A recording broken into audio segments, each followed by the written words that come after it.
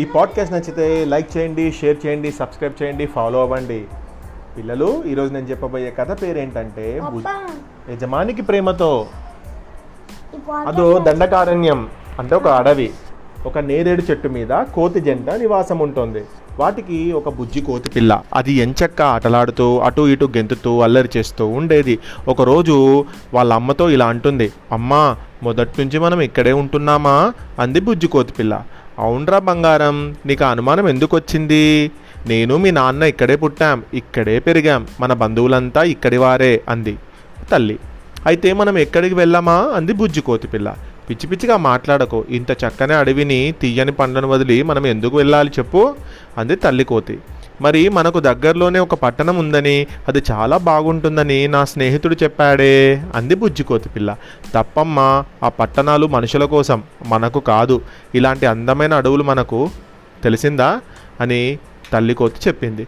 వాటి మధ్య సంభాషణ అక్కడితో ముగిసింది. ఒక్కసారి పిల్లల్లో ఆలోచన వచ్చిందా, అది మనసులోనే తిరుగుతుంది.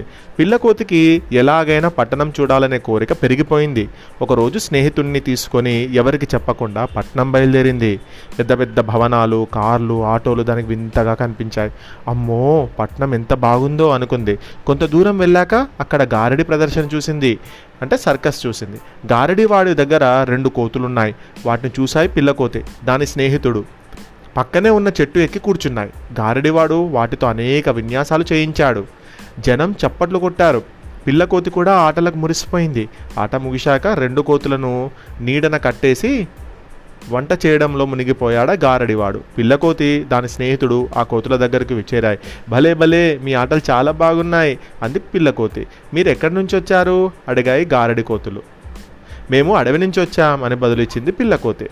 ఎందుకు వచ్చారు? ఇక్కడ మనుషులు మంచివారు కాదు, మీరు కంచి వెంటనే వెళ్ళిపోండి. కోతులను చూస్తే కొడతారు, ఇలా పట్టుకొని కట్టేస్తారు, వెంటనే వెళ్ళిపోండి అన్నాయి ఆ గారడి కోతులు. గారడి కోతులు అంటే ఏవైతే ఆ మెజ్జి అడిపిస్తున్నాడో ఆ కోతులు. అడవి కంటే ఇక్కడే బాగుంది కదా అంది పిల్లకోతి. ఏం బాగుంది చెప్పు? పొద్దుటి నుంచి ఊరంతా తిరుగుతూ ఎర్రటి ఎండలో ఆటలు ఆడాలి. జనం మెచ్చి ఏదైనా ఇస్తే సరే, లేకుంటే పస్తులే. మీలాగే మేము కూడా అడవి బదిలి ఇక్కడికి వచ్చాం. ఈ గారడివాడు పట్టుకొని మాతో ఈ ఆటలు ఆడిస్తున్నాడు అన్నాయి కోతులు. అలా అయితే మీరు ఇక్కడ సుఖంగా లేరన్న మాట. సరే, మేము మిమ్మల్ని విడిపిస్తాం, మాతో పాటు అడవికి వచ్చేయండి అంది పిల్లకోతి. నిజమే, మాకు రావాలనే ఉంది, కానీ మమ్మల్ని నమ్ముకునే ఆ గారడివాడి కుటుంబం మొత్తం ఆధారపడి ఉంది. మేమే లేకపోతే మా యజమానికి ఆ మాత్రం డబ్బులు కూడా రావు. వాళ్ళంతా రోడ్డున పడతారు. ఆటలు నేర్పించడం కోసం మొదట్లో మమ్మల్ని కొట్టినా ఇప్పుడు ఎంతో ప్రేమగా చూసుకుంటున్నారు. అందుకే మా యజమానిని వదిలి మేము రాలేము అన్నాయి ఆ గారడి చేసే కోతులు. కానీ మీరు మాత్రం వెళ్ళిపోండి అన్నాయి గారడి కోతులు. అవకాశం వచ్చినా యజమానిని వదిలి రాలేం అంటున్న మీ ఇద్దరి మనసు ఎంతో మంచిది అంటూ వెంటనే అడవికి దారి తీశాయి బుజ్జి కోతి దాని స్నేహితుడు. ఇంతటి మంచి కథను రాసిన వారెవరు అంటే కూచిమంచి నాగేంద్ర గారు.